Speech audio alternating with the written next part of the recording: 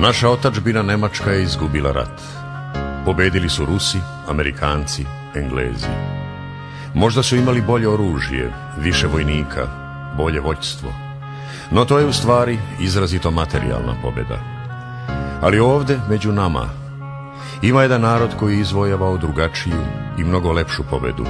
Pobjedu duše, pobjedu srca i poštenja, pobjedu mira i hrišćanske ljubavi. To su Srbi. Mi smo ih ranije samo donekle poznavali, ali smo isto tako znali šta smo činili njihovoj otadžbini. Ubijali smo 100 Srba koji su branili svoju zemlju. Za jednog ubijenog našeg vojnika koji inače tamo predstavljao vlast okupatora nasilnika. Pa ne samo da smo to činili, nego smo blagonaklono gledali kako su nas Srbe tamo pucali sa svih strana. Znali smo da se ovdje među nama nalazi 5000 oficira Srba koji su nekada predstavljali društvenu elitu u svojoj zemlji, a sada su ličili na žive kosture, iznemogle i malaksale od gladi. Znali smo da kod Srba tinja verovanje, ko se ne osveti, taj se ne posveti. I mi smo se zaista plašili osvete tih srpskih mučenika. Bojali smo se da će oni posle naše kapitulacije raditi ono što smo mi sa njima činili. Zamišljali smo jasno tu tragediju i već vidjeli našu decu kako plivaju kanalizacijom ili se peku u gradskoj pekari.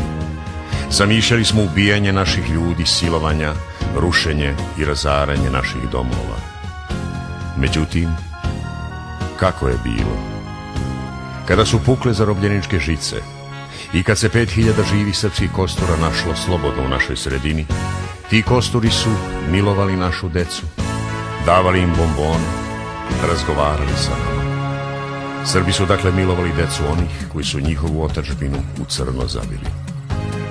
Tek sad razumemo zašto je naš veliki pesnik Gete učio srpski jezik. Sad tek shvatamo zašto je Bizmarku posljednja reč na samrtnoj postelji bila Srbija.